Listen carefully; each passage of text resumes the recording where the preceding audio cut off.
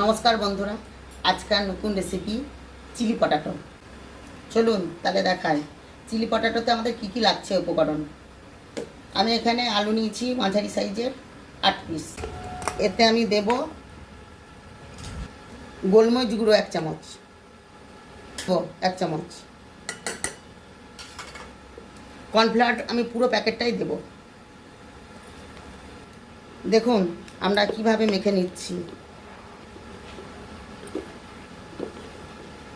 এইভাবে পুরোটা মেখে নেব সুন্দরভাবে। এই আলু দিয়ে এটা মাখা হয়ে যাবে, জল এক ফোঁটা আমরা ব্যবহার করব না। দেখুন আমাদের খুব সুন্দর মাখা হয়ে গেছে। একটু চিলি ফ্লেক্স দেবো, টেস্টি লাগবে। চিলি ফ্লেক্স দিয়ে এবার আমরা গোল করব, গোল গোল বল তৈরি করে নিয়ে গরম জলে ছাড়ব। চিলি পটাটোর বলগুলো এবার আমরা এইভাবে করে নিলাম। এবার আমরা চলুন গরম জলে ছাড়া যাক। এইভাবে ছাড়বো জলে, যখন ভেসে উঠবে তখন আমরা তুলে নেব।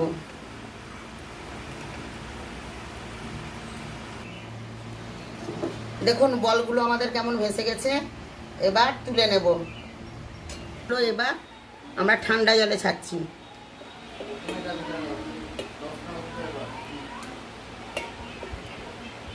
দেখুন আমাদের বলগুলো ঠান্ডা হয়ে গেছে।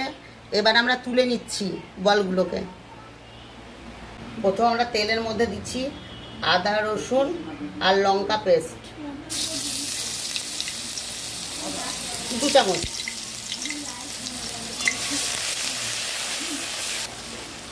একটু হালকা ভাজা ভাজা হয়ে গেছে। এবার আমরা দিলাম পেঁয়াজ, ডুমো ডুমো করে কেটে রেখেছিলাম পেঁয়াজ দিলাম। এবার আমরা দিচ্ছি ক্যাপসিকাম আর দিচ্ছি টমেটো।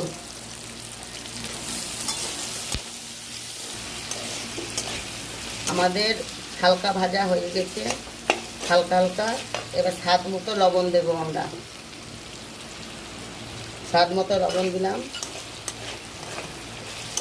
একটু কালারের জন্য কাশ্মীরি লঙ্কার গুঁড়ো দিলাম।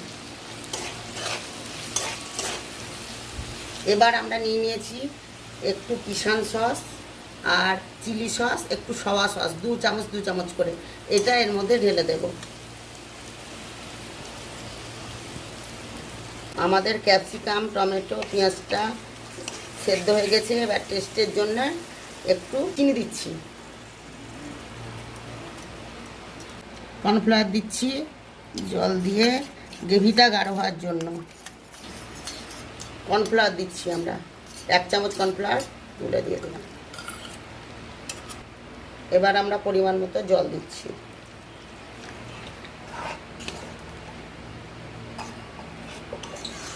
আমাদের গ্রেভিটা হয়ে গেছে।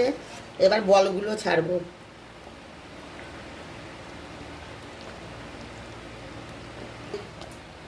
আমাদের চিলি পটাটো তৈরি। দেখুন কেমন সুন্দর হয়ে গেছে। এবার এটা আরেকটু মশলাটা একটু ফুটে উঠলেই আমরা নামিয়ে দেবো। এই চিলি পটাটো দিয়ে অনেক কিছু খাওয়া যায়, রুটি পরোটা ময়দা জাতীয় জিনিস সমস্ত কিছুই খাওয়া যায়। লুচিও খেতে পারেন আপনারা, খুব ভালো লাগে। গ্রেভিটা একটু মাখা মাখা হলে আমরা নামিয়ে দেব। 5 মিনিট থাকার পর নামাবো। আমাদের চিলি পটাটো রেডি।